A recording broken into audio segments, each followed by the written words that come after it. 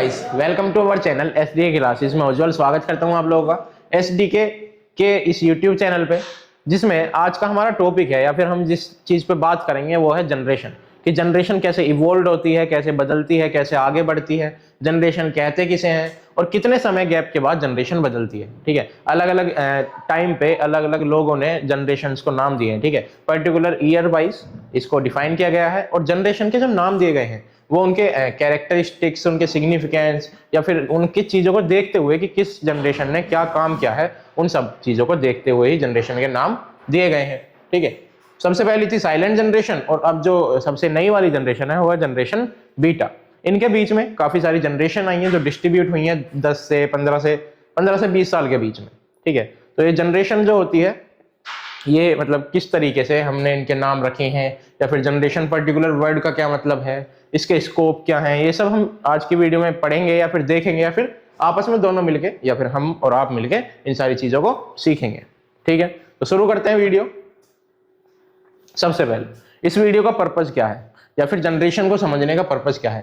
एक अंडरस्टैंडिंग देना और क्लासिफिकेशन देना आप लोगों को कि हम कैसे अपनी जनरेशन को समझ सकते हैं, फिर किस हिसाब से हमने जनरेशन को अलग अलग ग्रुप्स में बांटा है। दूसरा, हाईलाइट करना हिस्टोरिकल और सोशल हमारी जो जिस हिसाब से हम शुरू से चलते हुए आ रहे हैं और जिस हिसाब से पॉपुलेशन हमने डिस्ट्रीब्यूट करी है अलग अलग जनरेशन में या फिर अलग अलग ग्रुप में, कि किसी ने इंटरनेट का दौर देखा, किसी ने इंटरनेट के दौर में जन्म लिया, किसी ने वॉर का दौर देखा, कि कोई लड़ाई के जन्म में पैदा हुआ, इस टाइप की चीजें हम जनरेशन के हिसाब से डिस्ट्रीब्यूट करते हैं। दूसरा आता है कि इसका स्कोप क्या है वीडियो का। तो जनरेशन डेफिनेशन, ठीक है, सबसे पहले तो हम डेफिनेशन पढ़ेंगे जनरेशन की, जनरेशन होती क्या है, उसको एक्सप्लेन करेंगे कि generation are why they are categorised, कि जनरेशन को कैटेगराइज क्यों किया गया है, क्या जरूरत थी जनरेशन को कैटेगराइज करने की। उसके बाद टाइमलाइन, कब से कब तक जनरेशन 1928 से 1945 तक, और जो जनरेशन बीटा है वो 2025 से 2039 तक रहेगा। ठीक, एक बार फिर से कौन सी, जो जनरेशन साइलेंट है, जो सबसे पहली जनरेशन थी वो कब शुरू हुई थी, 1928 में, और 1945 तक वो रही थी।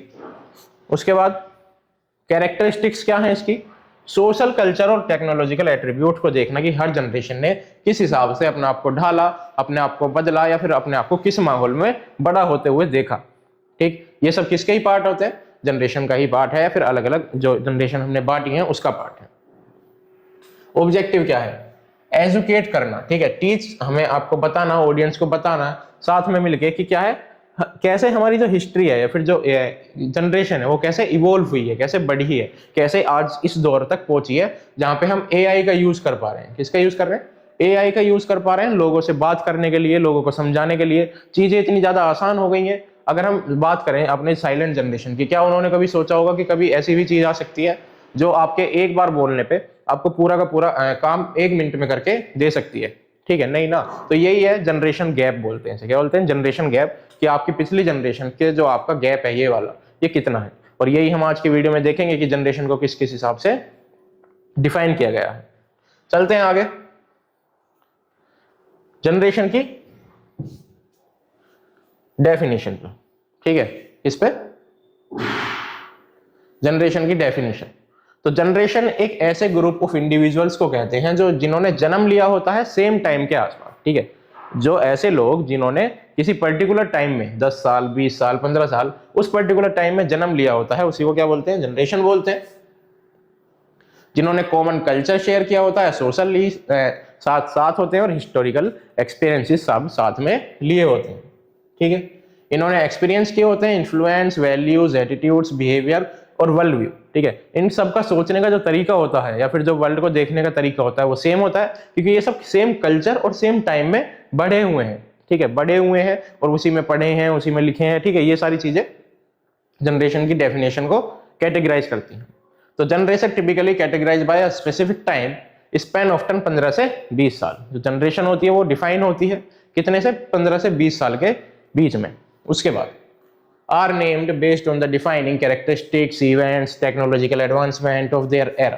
ठीक है, अलग अलग जनरेशन को अलग अलग चीजों को देखते हुए नाम दिया गया है। ठीक है, जैसे एक जनरेशन है बेबी बूमर जनरेशन, वो बेबी बूमर नाम किस लिए रखा, क्योंकि उस वाली जनरेशन के समय पे बहुत ज्यादा बच्चे पैदा हुए थे, या फिर कहा जाता है कि बहुत सारे बच्चों ने जन्म लिया था इस जनरेशन के टाइम पे, इसलिए इस जनरेशन को बेबी बूमर कहते हैं। जेन जेड, जिसे जेन जी जनरेशन भी कहते हैं, ठीक है, जनरेशन जेड, ये ऐसी जनरेशन थी जो पूरी तरीके से इंटरनेट के युग में पैदा हुई, बड़ी हुई और इन्होंने इंटरनेट चलाना सीखा। चलते हैं आगे। सिग्निफिकेंस, फिर से वही अंडरस्टैंडिंग सोशल चेंजेस, कि कैसे चेंज आए हैं हमारी सोसाइटी में जनरेशन वाइज। किसी जनरेशन ने युद्ध देखा, किसी ने इंटरनेट देखा, किसी जनरेशन ने ऐसा देखा कि बेबी बूमर, जैसे अभी मैंने बताया, कोई जनरेशन, सब जो जनरेशन है वो अलग अलग चेंजेस को देखते हुए पैदा हुई है, फिर बड़ी हुई है। कल्चर आइडेंटिटी, हर जनरेशन ने अपने अपने लेवल पे कल्चर को बदलते हुए देखा है।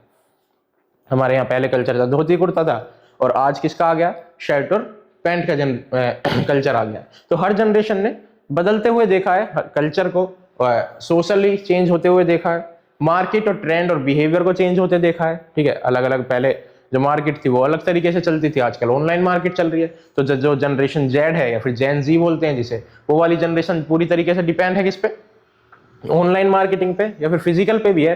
लेकिन जो पुरानी जनरेशन थी वो पूरी तरीके से डिपेंड करती थी सिर्फ और सिर्फ फिजिकल जनरेशन पे, उनके सामने ऑनलाइन जैसा कुछ था ही नहीं, ठीक। उसके बाद ब्रिजिंग गैप, जो जनरेशन डिफरेंसेस होते हैं वो हेल्प करते हैं हमें समझने में कि कैसे ये जो बीच का दौर गुजरा है 15 से 20 सालों का, ये किस तरीके से एक जनरेशन से दूसरी जनरेशन में शिफ्ट हुआ है, इसके बीच में बदलाव क्या आए हैं, क्या नई चीजें हुई हैं, क्या चीजें पीछे छूट गई हैं। ये सारी चीजें हमें क्या बताती हैं, जनरेशन गैप को डिफाइंड करती हैं। टेक्नोलॉजिकल प्रोग्रेस, ये तो सीधी सी बात है, हर जनरेशन में कुछ ना कुछ टेक्निकल एडवांसमेंट आते जा रहे हैं, ठीक है। जनरेशन वाइज गाड़ियों की माने, बाइक की माने, प्लेन्स, अलग अलग चीजें, या फिर हम कह सकते हैं एआई पूरी तरीके से, जो नई हमारी जो जनरेशन जेड है, जेन जी बोलते हैं जिसे, उस जनरेशन के लिए बहुत इंपॉर्टेंट रोल प्ले करता है, ठीक है। या फिर इसी जो टेक्निकल प्रोसेस है, टेक्नोलॉजिकल प्रोसेस है, ये बिल्कुल स्टार्टिंग से और आज की जो हम अगर दोनों में कंपेयर करें तो बिल्कुल ही बदल चुकी है, ठीक। पहले कॉल करने के लिए पूरे गांवों में, शहरों में एक फोन होता था, और आज हर किसी के हाथ में अपना एक नया पर्सनल फोन है। हम आपसे बात कर पा रहे हैं डिजिटल बोर्ड्स के सहारे पे, ठीक है। क्यों? क्योंकि इतनी टेक्नोलॉजिकल एडवांसमेंट आ चुकी है कि हम यहाँ पे बैठ के आप इतने सारे लोगों के बीच में बोल सकते हैं या फिर आपको अपनी बात समझा सकते हैं। चलते हैं आगे। जनरेशन लेवल्स पे एक ओवरव्यू या फिर इंपॉर्टेंट, सबसे पहली जो जनरेशन थी वो थी द साइलेंट जनरेशन। कौन सी? साइलेंट जनरेशन, जो कब से 1928 से लेके 1945 तक रही। एक बार फिर से ईयर 1928 से लेके 1945 तक। ऐसा कहते हैं कि ये वाली जनरेशन बहुत ज्यादा डिप्रेशन और वर्ल्ड वॉर सेकंड के बीच में पली बड़ी, ठीक है। इस जनरेशन ने क्या देखा? बहुत ज्यादा लड़ाई झगड़े देखे और अलग अलग चीजें देखी। मतलब वर्ल्ड वॉर सेकंड के टाइम पे बड़ी हुई है तो सीधी सी बात है, लड़ाई झगड़े तो सारे देशों में चल ही रहे थे, तो उस टाइप पे ये जनरेशन मानी जाती है। ये जनरेशन जानी जाती है अपने डिसिप्लिन के लिए, लॉयलिटी के लिए, कि ये जो जनरेशन है लड़ाई के टाइम पे बड़ी हुई, तो जो ट्रेनिंग थी इन लोगों की या जो इनके स्ट्रिक्टनेस थी वो बहुत ज्यादा थी उस समय पे, तो ये डिसिप्लिन थे और लॉयल थे बहुत ज्यादा। उसके बाद आई सेकंड जनरेशन 1946 से 64 तक, जिन्हें बेबी बूमर्स कहा जाता है। कौन सा? Baby boomers. World war second ने इकोनॉमी को बूम किया और कल्चरल शिफ्ट हुआ बहुत ज्यादा, ठीक है। उसके बाद क्या हुआ? एक्सपोर्ट इंपोर्ट जो कंट्रीज के बीच में थे वो ज्यादा बढ़ गए, ठीक है। वर्ल्ड एक ओपन मार्केट बन गया, जिसकी वजह से कल्चरल इंपैक्ट हुआ। एक कंट्री के कल्चर ने दूसरी कंट्री के कल्चर पे बहुत ज्यादा इंपैक्ट डाला। और वर्ल्ड वॉर 2 के बाद जो इंडस्ट्रीज थी उन्होंने भी बढ़ना शुरू कर दिया था, क्योंकि वर्ल्ड वॉर में जो भी मतलब आयरन इंडस्ट्री थी या फिर अलग अलग देशों की जो इंडस्ट्रीज थी वो खूब बूम करी थी, उन्होंने खूब बढ़ावा मिला था। उसके बाद shaped by civil rights movement and globalisation, वही वाली बात कि ग्लोबलाइजेशन आ गया था इस समय पे, तो इन्हें आजादी थी, या फिर कह सकते हैं कि इनका जो कल्चरल शिफ्ट था वो बहुत ज्यादा बेबी बूमर के टाइम पे हुआ, 1946 से लेके 64 तक। उसके बाद आई जनरेशन एक्स, 65 से 80 तक रही, ठीक है। Transmission from analogues to digital technology focused on the independence, work life and balance. ये जो वाली जनरेशन थी इस समय पे धीरे धीरे टेक्नोलॉजी आने शुरू हो गई थी, ठीक है। डिजिटल टेक्नोलॉजी, मोबाइल फोन आने शुरू हो गए थे, कंप्यूटर्स वगैरह आने शुरू हो गए थे, कैलकुलेटर आना शुरू हो गया था। तो इस समय पे धीरे धीरे लोग इंट्रोड्यूस होने लगे थे या फिर सोचने लगे थे या फिर बात करने लगे थे सारी चीजों के बारे में। उसके बाद आई हम बोलते हैं जिसे मिलीनियल्स बोलते हैं या फिर जनरेशन वाई भी बोलते हैं, 1981 से लेकर 1996 तक। Grew up with the internet, social media और ग्लोबलाइजेशन।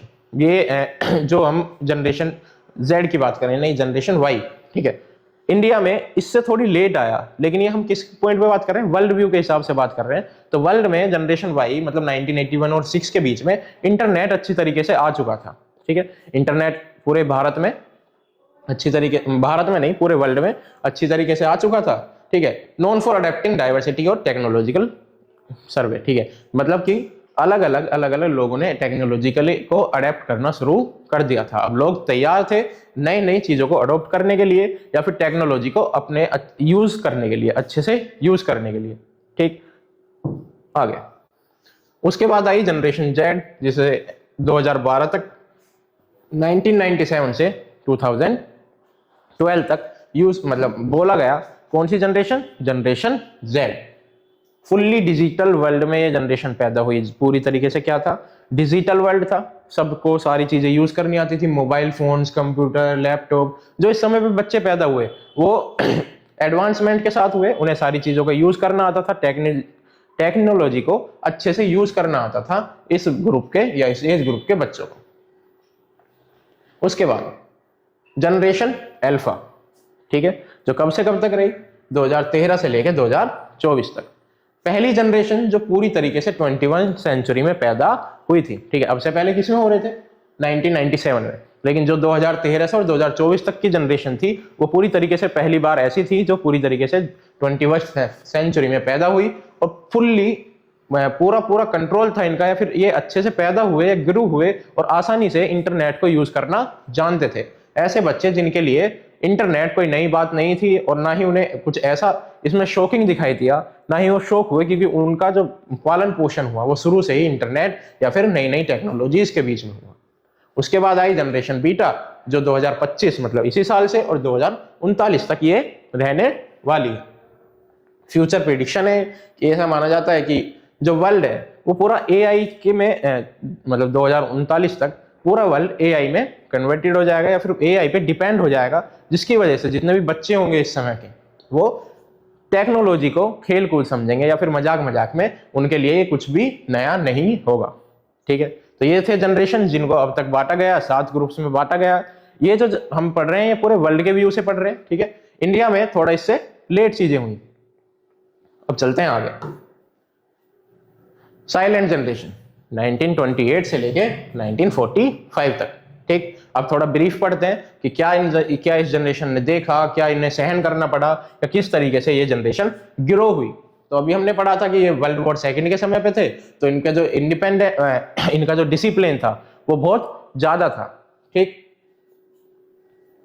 उसके बाद strong emphasis on discipline, hard work, loyalty, institution like family, community and government.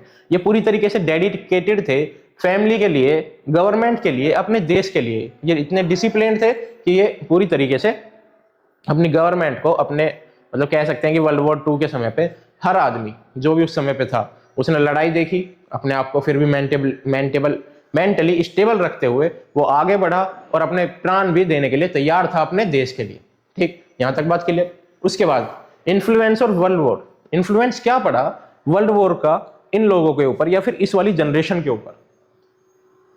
Horror war देखे, सीधी सी बात है, लड़ाई होगी तो फूल तो बिखरेंगे नहीं, गोलियां चलेंगी तो लोगों के खून बहेगा। और इन सारी चीजों को देखते हुए जो लोग बड़े होते हैं, फिर जो बच्चे बड़े होते हैं, उनका जो मेंटली लेवल होता है वो थोड़ा सा अलग हो जाता है, या फिर वो डिप्रेशन कह सकते हैं, या फिर अलग ही सोच हो जाती है उन टाइप के बच्चों की, ठीक है।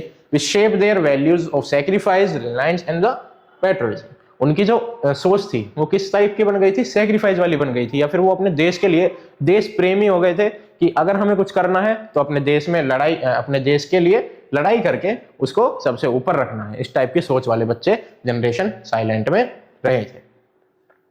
बहुत सारे मैंस जिन्होंने वर्ल्ड वॉर 2 में अपने आप को झोंक दिया, फिर अपनी गवर्नमेंट के लिए अपना आप को वर्ल्ड वॉर 2 में लड़ाया, while women entered the workforce in a large number of the first time। जब मेंस वर्ल्ड वॉर 2 या फिर लड़ाई कर रहे थे तो उस समय पे जो वुमेन्स थी उन्होंने सारा जो इंडस्ट्रियल एरिया था, जो मतलब एक कंट्री को चलाने के लिए मेंस तो चले गए लड़ने, अब जो वुमेन्स थी वो पहली बार बाहर आई थी काम करने के लिए, ठीक है। तो साइलेंट जनरेशन कहते हैं कि इसने वुमेन्स के लिए भी बहुत ज्यादा इंपॉर्टेंट रोल प्ले किया, या जो इस टाइम में वुमेन्स थी उन्हें पता था कि अब हमें क्या करना है, अपना आप को बढ़ावा देना है और आगे चल के इंडस्ट्री को संभालना है, फिर काम को संभालना है।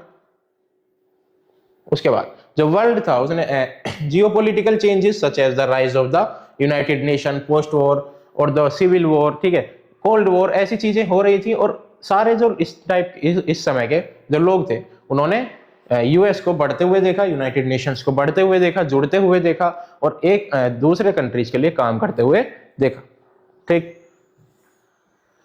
उसके बाद सोशल और cultural landscape, a generation last that adhered to transitional general roles and family values limited. हाँ, ये ऐसी जनरेशन थी जिसमें जो वुमेन्स थी उनको भी राइट दिए गए थे या फिर उनको भी मौका दिया गया था आगे बढ़ने का, उन्हें भी मिलिट्री में ज्वाइन करने का या फिर घर से बाहर निकल के काम करने का मौका दिया गया था इसी जनरेशन में, साइलेंट जनरेशन में ही।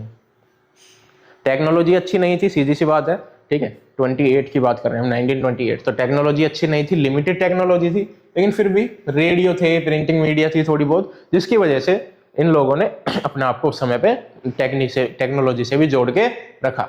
उसके बाद nickname and legacy often called the silent due to their tendency to avoid confirmation and focus on the conformity. Silent generation इसलिए भी कहा जाता है क्योंकि ये ज्यादा ध्यान नहीं देते थे, इनका जो निकनेम और लेगेसी से ही ये लोग जाने जाते थे।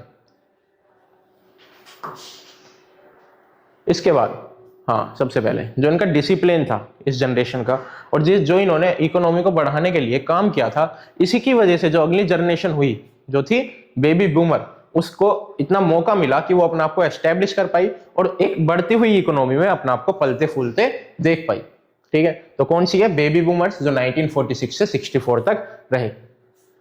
वॉर के बाद इकोनॉमिक ग्रोथ हुई, मैंने भी बताया था, सिंपल सी बात है, जब वॉर के बाद इंडस्ट्रीज को ग्रोथ मिली, ठीक है, और जो लोग थे वो ज्यादा डिसिप्लिन थे, और जो अब जो नए बच्चे थे वो कंफर्टेबल थे, ठीक है, उनको वर्ल्ड वॉर में तो लड़ना नहीं था, तो वो क्या थे? कंफर्टेबल थे ऐसी सिचुएशन के साथ जहां पे लड़ाई वगैरह नहीं थी, बस उन्हें अपना आप को सुधारना था और एजुकेटेड रखना था। जहां पे इकोनॉमी का एक्सपेंशन हुआ, मतलब इकोनॉमी बढ़ी, बेनिफिट हुआ उन्हें, राइज मतलब इनकम बढ़ रही थी उस समय पे, डेवलपमेंट हो रहा था कल्चर में और अलग अलग चीजों में। एक जो मार्केट थी, जो वर्ल्ड था, वो ओपन मार्केट बन गया था, जिसकी वजह से जो कल्चरल था एक कंट्री का दूसरी कंट्री को इम्पैक्ट कर रहा था लगातार, ठीक है। मतलब जब ओपन मार्केट होती है तो सीधी सी बात है, एक्सपोर्ट इंपोर्ट ट्रेड कंट्रीज की बढ़ जाती है, जिसकी वजह से जो कल्चर होता है वो भी एक कंट्री से दूसरी कंट्री में शिफ्ट होने लगता है। Civil rights movement played a pivot role in the fighting for the racial equality, social justice during 1950s और 60s। इस समय पे लोगों के बीच में जो भावना थी वो थी इक्वेलिटी की। अब सबको क्या चाहिए था? इक्वेलिटी चाहिए थी, और सबको एक समान होना था। जो रेशियल डिस्क्रिमिनेशन था उसको खत्म करने पे इस समय पे ही जोर दिया जा रहा था। यूथ थे, उन्होंने क्या करना कर दिया था? ट्रेडिशनल जो उनके मर्यादाएं चली आ रही थी या फिर कहते हैं परंपराएं चली आ रही थी, उनको क्वेश्चन करना शुरू किया, अपने अपने नई नई परंपराएं बनाना शुरू किया, जिसकी वजह से फ्रीडम, इक्वेलिटी जैसी चीजें उन लोगों ने पाई, या फिर उनका जो सोच थी वो पूरी तरीके से इसी चीज पे डिपेंड कर रही थी।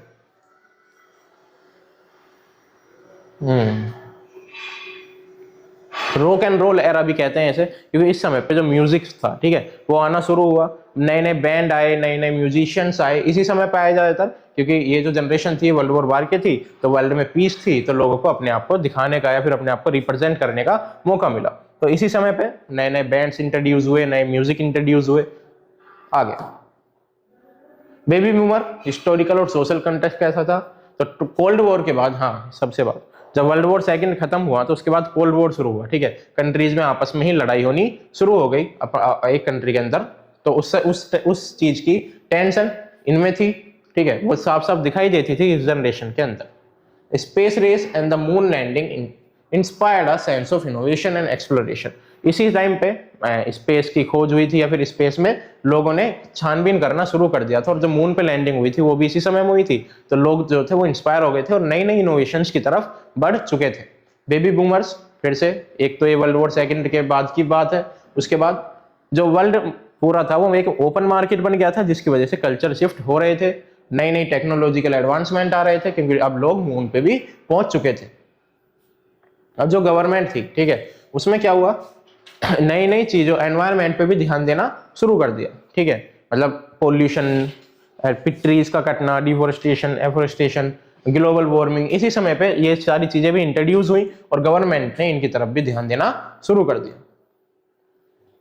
सोशल और कल्चरल नॉर्म्स को इन्होंने रीडिफाइन किया वापस से। जो कल्चर चलता हुआ आ रहा था, जो सोशली लोग फॉलो करते हुए आ रहे थे, उसे फॉलो ना करके कुछ बदलाव करके नए तरीके से इन्होंने उसको अडॉप्ट किया। Their size, a result of the post-war baby booms, made a dominant force in politics, economic and cultural influence.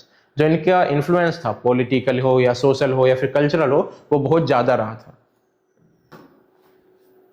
अब आते हैं अगली जनरेशन, जिसे हम बोलते हैं जनरेशन एक्स बोलते हैं। कौन सी? जनरेशन एक्स, जो 1965 से लेकर 1980 तक रही थी। Known as the let's say kids due to the growing up in the dual income or the divorce household, leading to a self-reliant and the independence mindset. ये जो लोग थे जनरेशन एक्स के, ये क्या थे? इंडिपेंडेंस माइंडसेट के थे। ये खुद से ही सारी चीजों को करना चाहते थे। इकोनॉमिकल डेवलपमेंट तो हो ही रहा था, लेकिन उस समय पे चीजें बिगड़नी भी शुरू हो गई थी। किसकी वजह से? कल्चरल शिफ्ट की वजह से। हाँ, इस समय पे स्कैंडल्स शुरू हो गए थे, कोल्ड वॉर भी शुरू हो गया था, ठीक है। तो अलग अलग चीजें हो रही थी जनरेशन एक्स के टाइम पे भी। और जनरेशन एक्स कब से कब तक? 65 से 1980 तक। एक बार मैं फिर से बता रहा हूँ कि हम पूरे किस पे पढ़ रहे हैं? वर्ल्ड बेसिस पे पढ़ रहे हैं। इंडिया में ये सारी चीजें थोड़ी थोड़ी ईयर लेट हुई, ठीक है। मतलब मान के चलो 5 से 7 साल बाद इंडिया में इनका इम्पैक्ट दिखाई देना शुरू हो। Life balance, value personal freedom over corporate loyalty. इसलिए जो जनरेशन थी, अब यहाँ पे क्या आ गया था कि लोगों को अपना डेवलपमेंट करना था, ठीक है, दूसरों से ज्यादा लेना देना नहीं था। अब सब क्या चाहते थे कि हमारा डेवलपमेंट हो, हम ज्यादा ऊंचे बढ़े, किसके? दूसरों किसी के मुकाबले। हाँ, टेक्नोलॉजी अच्छी आ गई थी इस समय पे। अब जब हमने स्टार्ट किया था 1928, उस समय पे भी टेक्नोलॉजी थी, मतलब टेलीफोन्स तो थे ही, टेलीग्राफ्स भी थे। तो इस समय तक आते आते डिजिटल जो टेक्नोलॉजी थी वो बढ़ चुकी थी। पर्सनल कंप्यूटर आ गए, वीडियो गेम्स आ गए लोगों के बीच में, ठीक है। और पोर्टेबल म्यूजिक डिवाइस आ गए, जिसे वॉकमैन कहते हैं, जेब में रख के चलते चलते गाने सुनने लगे, ठीक है। तो इस समय पे क्या इंट्रोड्यूस हुआ? एक ऐसा इंटरनेट कह सकते हैं या फिर टेक्नोलॉजिकल एडवांसमेंट, जिसमें पर्सनल कंप्यूटर लोगों को मिले, म्यूजिक सिस्टम मिला, अलग अलग चीजें मिली, जिसकी वजह से लोगों ने डेवलपमेंट किया। उसके बाद इंटरनेट और मोबाइल फोन्स का भी लेट 1970s और लेट 80s में इंट्रोडक्शन हुआ, जिसकी वजह से लोग अब ज्यादा क्या हो गए? कल्चरली शिफ्ट हो गए और डिपेंड हो गए, या फिर इंट्रोड्यूस हुए एक नई टेक्नोलॉजी से, जिसकी मदद से वो क्या कर सकते थे? कम्युनिकेट कर सकते थे आसानी से दूसरे लोगों से, ठीक है। अब वो लोग चाहे कितनी भी दूर बैठे हों। अडेप्ट किया इन्होंने टेक्नोलॉजी को, bridging the gap between older and the younger generation. ये ब्रिज माने जाते हैं ओल्डर और यंगर जनरेशन के बीच में, ठीक है। कौन सी generation? Generation X. shaped by global tensions such as the Cold War, cultural phenomena like MTV and the punk rocks, ठीक है। फिर से वही बात, ये जो टेंशन थी ना कोल्ड वॉर की, क्योंकि कंट्री के अंदर ही लड़ाई चल रही थी, और इसी समय पे म्यूजिक जो था वो भी, या फिर जो टीवी था वो भी बढ़ना शुरू हो गया था, ठीक। एनवायरमेंटल अवेयरनेस इस समय पे बढ़ी, suppressed by issue of the Exxon valued oil display and the rise of convention movement. अलग अलग इंपैक्ट पड़े चीजों पे, ठीक है। ऑयल रिजर्वेशन बढ़ा, या फिर कह सकते हैं कि प्राइस बढ़े, या फिर अलग अलग चीजें होने लगी। Focus on the practical education and career. इसी समय पे लोगों ने ध्यान देना शुरू किया प्रैक्टिकल एजुकेशन पे, ठीक है। जो रेगुलर स्टडीज चल रही थी उन्हें छोड़ के जो अलग से किसी एक पर्टिकुलर एजुकेशन में, प्रैक्टिकल एजुकेशन में और करियर्स पे लोगों ने ध्यान देना शुरू किया। Known as the middle child generation, ठीक है। इसकी लेगेसी क्या है? इसको क्या भी बोला जाता है? मिडिल चाइल्ड जनरेशन भी बोला जाता है, क्योंकि ये किसके की तरह काम करती है? ब्रिज की तरह काम करती है ओल्ड और नई जनरेशन के बीच में। इसी जनरेशन में इंट्रोड्यूस हुआ था technological advancement, mobile phone, computer, video games, इसी जनरेशन में आने शुरू हुए। Credit as the first stage savvy generation setting the stage for the digital revolution. और यही ऐसी जनरेशन है जिसने इंडस्ट्रियल या फिर कह सकते हैं टेक्नोलॉजिकल इवोल्यूशन को लाने में मदद करी, या फिर अडॉप्ट किया आसानी से टेक्निकल चेंजेस को। फिर इसके बाद आई मिलेनियल्स, ठीक है, जो रही 1981 से 1996 तक। कौन सी? 1981 से 1996 तक एक जनरेशन आई जिसका नाम था मिनीनियल्स। डिजिटल रिवॉल्यूशन आया, पहली जनरेशन जो बड़ी हुई इंटरनेट के एरा में, ठीक है, डिजिटल टेक्नोलॉजी के साथ और इंटरनेट के एरा में ये जनरेशन बड़ी हुई, ग्रो हुई, ठीक है। इसने बढ़ते हुए देखा कि कैसे लोग मोबाइल फोन से या फिर स्पेस, इन सारी चीजों को, रॉकेट वगैरह को भी यूज करते हुए देखा, ठीक है। Experience the shift from analogy to digital communication, entertainment, work और एनवायरनमेंट, ठीक है। मदद करी या फिर देखा कि कैसे एनवायरनमेंट चेंज हो रहा है, ठीक है। एंटरटेनमेंट के लिए इनके पास नए नए सोर्स आ गए, ठीक है। मोबाइल फोन तो आ ही चुके थे, जिसकी वजह से इनके पास एंटरटेनमेंट के लिए नए नए सोर्सेज का इंट्रोडक्शन हुआ, नए नए प्रोग्राम शुरू हुए टीवीज पे, मोबाइल फोन्स पे, अलग अलग चीजें होने लगी। Adapting the rapid technology changes including the profile of personal computers, smartphones and the broadband internet. Internet लोगों के पास आसानी से एक्सेसिबल हो गया, जिसकी वजह से लोगों ने कंप्यूटर्स, अपने पर्सनल कंप्यूटर्स या पर्सनल फोन्स में उन्हें चलाना शुरू किया। तो ये कब की बात? 1981 से 1986 के बीच में ऐसी चीजें शुरू होनी हो गई थी। उसके बाद rise of social media and global connectivity. Social media use करते थे लोग तो आपस में कनेक्ट होना भी शुरू हो गए। एक कंट्री या फिर दूसरी कंट्री के लोग आपस में अब आसानी से बात करने लगे। किसी पर्सनल इशूज या फिर पर्टिकुलर इशूज पे अब बहुत सारे लोग अपनी राय दे सकते थे। किसकी मदद से? इंटरनेट की वजह से। और ये सारे किस एरा में हुआ? मिनीलियल्स के एरा में। ग्लोबलाइजेशन हुई, making them more aware of the culture diversity and global issues. Global issues, cultural diversities के खिलाफ इनको और ज्यादा इंट्रोडक्शन दिया इस वाली जनरेशन ने, या फिर ग्लोबलाइजेशन की वजह से।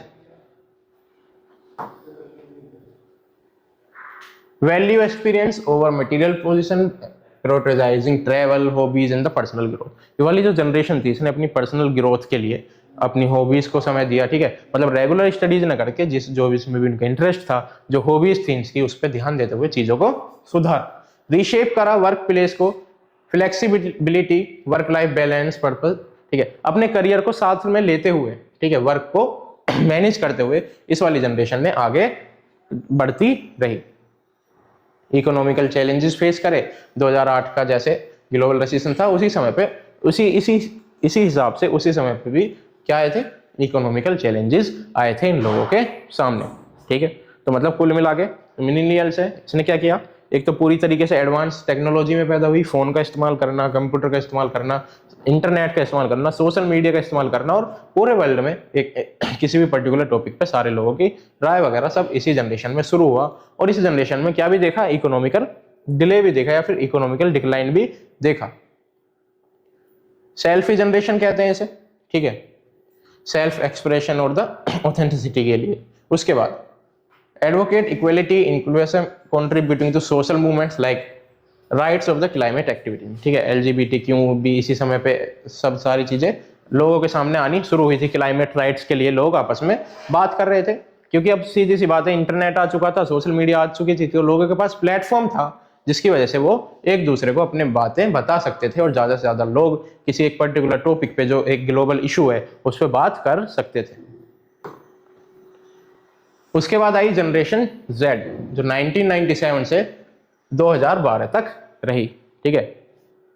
The first generation to grow up entirely in the digital age, जो पूरी तरीके से बड़ी हुई एक डिजिटल एज में, जिनके लिए टेक्नोलॉजी डेली जीवन में उनके इस्तेमाल हो रही थी, ठीक है। उनका जो डेली जीवन चल रहा था वो पूरी तरीके से किस पे डिपेंड था? टेक्नोलॉजी पे डिपेंड था।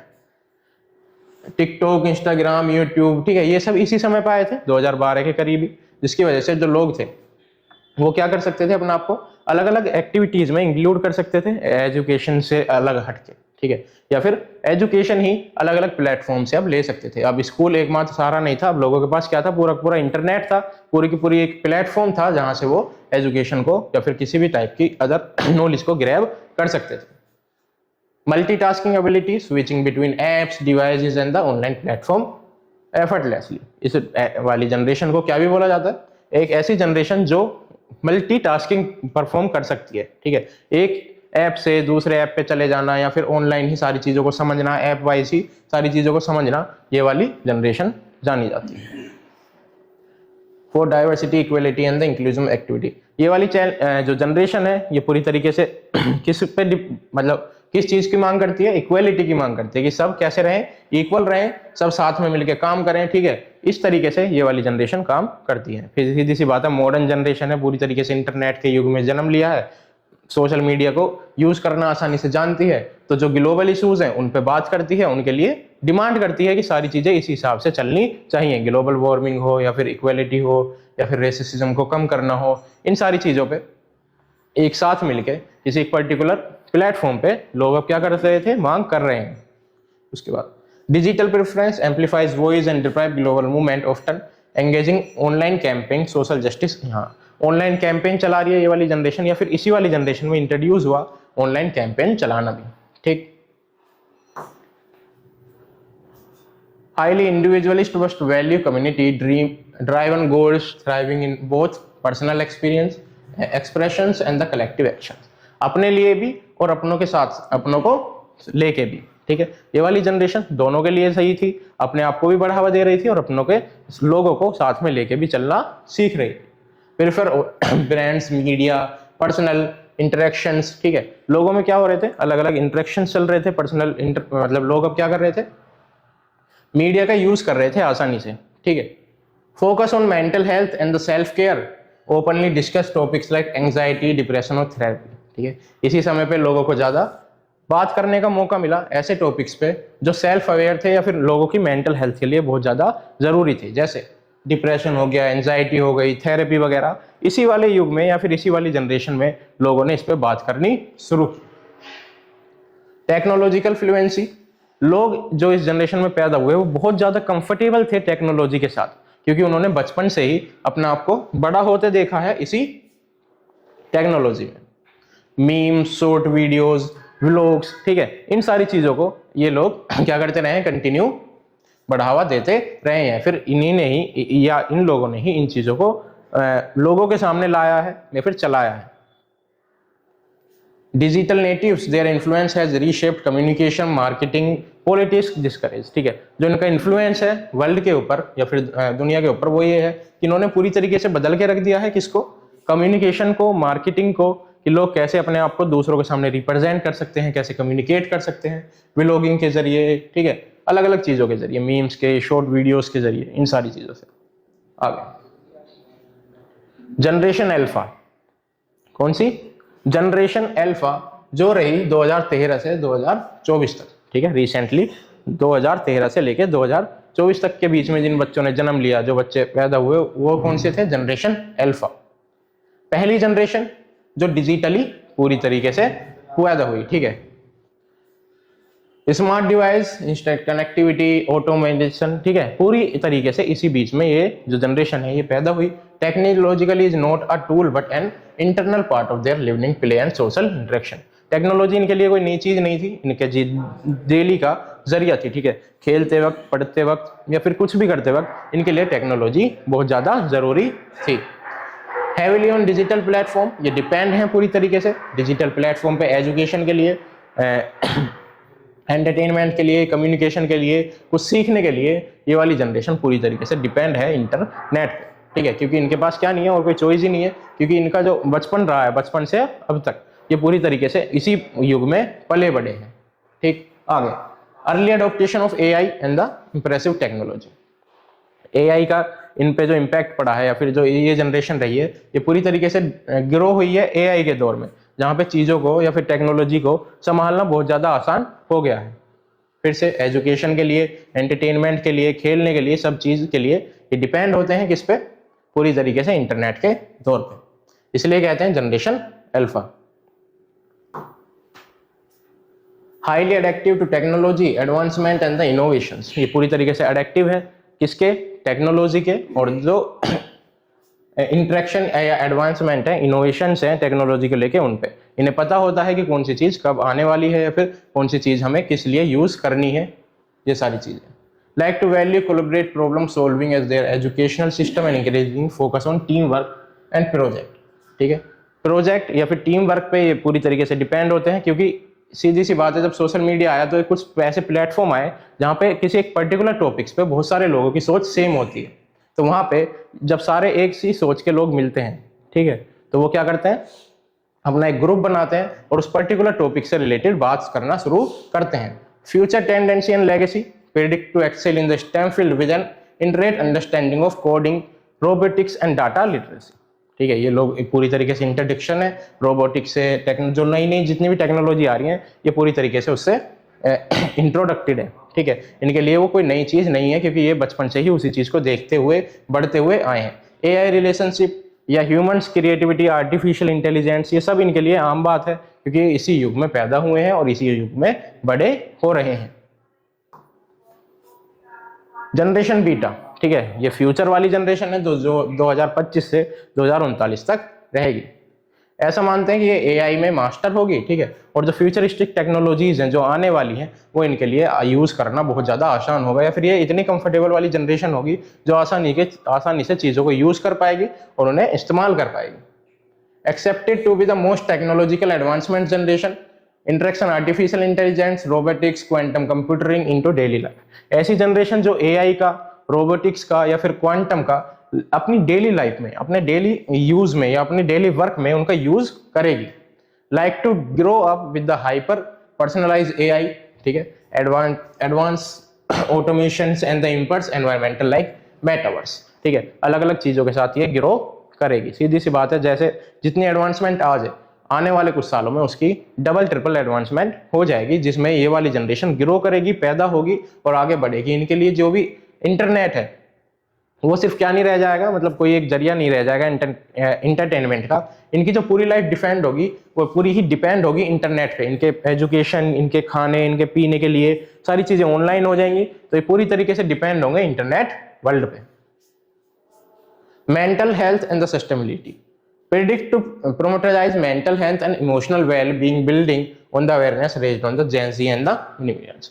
ऐसा कहते हैं कि इनके जो मेंटल हेल्थ होगी उस पर ज़्यादा ध्यान रखना पड़ेगा, क्योंकि इंटरनेट के युग में पैदा होने की वजह से जो इनको लोग समझाने वाले जो होंगे वो बहुत कम होंगे। ठीक है, इनको जो संभालने वाले होंगे वो बहुत कम होंगे, इसलिए इनका जो ध्यान है या जो इनकी जो मेंटल हेल्थ है उसको ध्यान रखने के लिए कुछ ना कुछ ऐसा काम करना पड़ेगा जिसकी वजह से ये लोग आसानी से दोनों चीज़ों में फिट हो सके, अपने सोशल और कल्चरल को भी संभाल सके और जो AI है या फिर टेक्नोलॉजी आने वाली है नहीं उसमें भी आसानी से बढ़ सके।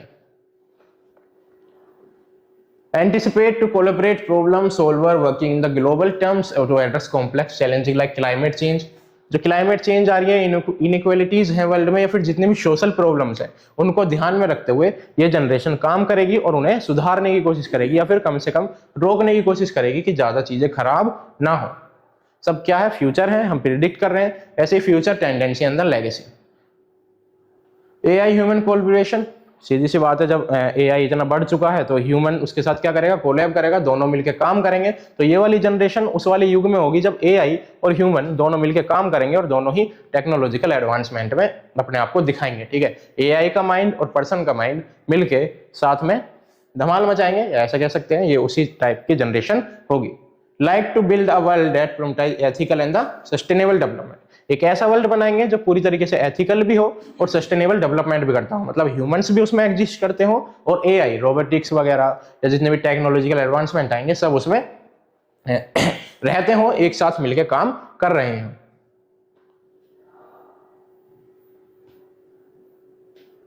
उसके बाद फ्यूचर जनरेशन का ही अब क्या, ठीक है, सीधी सी बात है, अब क्या, जब नेट आएगा, ठीक है, इंटरनेट आएगा, AI आएगा, तो लोग क्या करेंगे, आपस में कोलैबोरेट करेंगे। AI और ह्यूमन माइंड मिलके दोनों मिलके एक ऐसी दुनिया बनाएंगे जहां पे दोनों का ही रहना आसान हो सके। ठीक है, AI आसानी से रह सके और ह्यूमन अपने कंफर्टेबल के लिए इतना इस्तेमाल करे AI को या फिर इतना इस्तेमाल करे नेट को, इंटरनेट को, वर्ल्ड को, प्लेटफॉर्म्स को कि उसे कोई ही दिक्कत ना हो।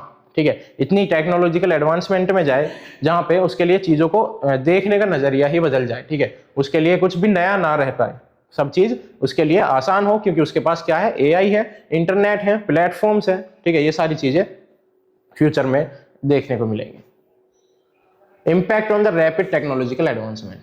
ठीक है, अब इसका इम्पैक्ट क्या हो रहा है, सीधी सी बात है, जो टेक्नोलॉजिकल एडवांसमेंट लगातार बढ़ रही है इसका इम्पैक्ट क्या हो रहा है। एक जो हमारा सोशल कल्चर है, ठीक है, वो पूरी तरीके से बदलता जा रहा है। सबसे पहले जैसे मैंने एग्जांपल दिया था, इंडिया में ही हम धोती कुर्ते थे, अब जीन्स शर्ट में आ गए हैं। तो इसका जो इम्पैक्ट है, ठीक है, इंटरनेट का ही मान सकते हैं इसे, क्योंकि लोगों ने एक प्लेटफॉर्म पे किसी और को देखा जिसकी वजह से ग्लोबलाइजेशन हुई और चीजें बदलनी शुरू करी। तो इसका जो इम्पैक्ट पड़ा वो सोशली पड़ा, ठीक है, और हमारे कल्चर पे पड़ा, हमारे बोलने, हमारे चालने, हमारे सारी चीजों के तरीकों पे इसका इम्पैक्ट पड़ा। आगे कल्चर और सोशल, ये मैंने अभी बताया, ठीक है। ग्लोबल यूनिटी बढ़ी लोगों के बीच में। अब लोग आसानी से क्या कर सकते हैं, एक दूसरे की बातों को सुन सकते हैं, किसी भी पर्टिकुलर टॉपिक पे जो उनके लिए सोशल इशू बना हुआ है, सब लोग किसी एक पर्टिकुलर प्लेटफॉर्म पे जाके उसके बारे में बात कर सकते हैं, उसका सोल्यूशन ढूंढ सकते हैं और चीजों को एडवांसमेंट कर सकते हैं। Over the course of history, each generation has contributed to shaping the world with the unique characteristics and the response of the societal, technological and the cultural changes. जैसे जैसे हमारी जो जनरेशन है वो आगे बढ़ती गई है, वैसे वैसे उसने अपने अपने तरीके से अपना अपना कंट्रीब्यूशन देके एक वर्ल्ड को शेप दी है, जिसकी वजह से वर्ल्ड क्या कर पाया, आज जिस पोजीशन में है यहाँ तक पहुंच पाया, ठीक है। हर जनरेशन ने अपना कंट्रीब्यूशन दिया, जो उनके पास था उसको पूरा झोंक दिया वर्ल्ड को एक नई शेप देने में। फर्स्ट द साइलेंट जनरेशन, ठीक है, फिर बेबी बूमर्स, ऐसे ऐसे जनरेशन आगे बढ़ती गई और सबने अपनी अपनी कैरेक्टरिस्टिक्स के हिसाब से चीजों को सही या फिर गलत किया। ब्रिज द गैप, ठीक है, मतलब जो जनरेशन थी, promotes empathy and the cooperation across generation by recognising sharp goals and the appreciating different perspective. Encourage किया या फिर लोगों ने क्या किया, जो जनरेशन गैप था उसको फुलफिल करने के लिए चीजों को एक जनरेशन से दूसरी जनरेशन पे छोड़ दिया कि हम इस जनरेशन को यहाँ तक लेके आए हैं, आगे की जनरेशन जिस हिसाब से वर्क करेगी, ठीक है। लगातार टेक्नोलॉजी, जिसका जो बहुत ज्यादा इंपॉर्टेंट है या फिर जिसने बहुत ज्यादा इंपैक्ट डाला है जनरेशन के गैप को फुलफिल करने में, वो है टेक्नोलॉजी, ठीक है। टेक्नोलॉजी ने पूरी तरीके से जनरेशन साइलेंट से लेके और जनरेशन अल्फा तक जितना भी बीच में जो टेक्नोलॉजिकल एडवांसमेंट हुआ है, यही कारण है जिसकी वजह से आज हमारा जो वर्ल्ड है वो जो इस पोजीशन पे है। बस इतना ही। लेकिन हमने क्या सीखा, सबसे बड़ी बात जो हमने अपना जनरेशन गैप देखा, ठीक है, कि हमने कैसे जनरेशन स्टार्टिंग से 1928 से लेके और हमने पढ़ा 2039 तक, इस बीच में हमने कैसे अपने आप को इवॉल्व किया, अपने आप को बढ़ाया। हमारी जो जनरेशन थी, ठीक है, उसने कैसे अपना आप को इस स्तर पर लाया जहां वो आज है, ठीक। हमने कैसे शुरू किया, सबसे पहले वर्ल्ड वॉर सेकंड से शुरू किया और आज की जो हमारी जनरेशन है वो पूरी तरीके से एआई से खेल रही है, ठीक है। ऐसा कह सकते हैं कि ह्यूमन माइंड और एआई माइंड दोनों ने मिलकर जो वर्ल्ड को एक नई पहचान दी है, फिर नए सोचने का तरीका दिया है, वो बिल्कुल ही अलग है, ठीक है। तो थैंक यू, आपने हमारी वीडियो देखी, हमें सुना और मुझे लगता है कि आप लोगों को भी पता लगा होगा जनरेशन के बारे में कि कैसे जनरेशन अलग अलग स्तर पे चली, कैसे कौन सी एज तक कौन सी जनरेशन रही या फिर किस हिसाब से उनके नाम रखे गए, ठीक है। तो मिलते हैं आपसे अगली वीडियो में, तब तक के लिए बाय बाय। देखते रहिए हमारे चैनल को, सब्सक्राइब करें, कमेंट करें, लाइक करें वीडियो को और ज़्यादा से ज़्यादा शेयर करें और ऐसी इन्फॉर्मेटिव चीज़ों को जानने के लिए हमारे चैनल को सब्सक्राइब करें और देखते रहिए वीडियो। मिलते हैं आपसे अगली वीडियो में, तब तक के लिए बाय।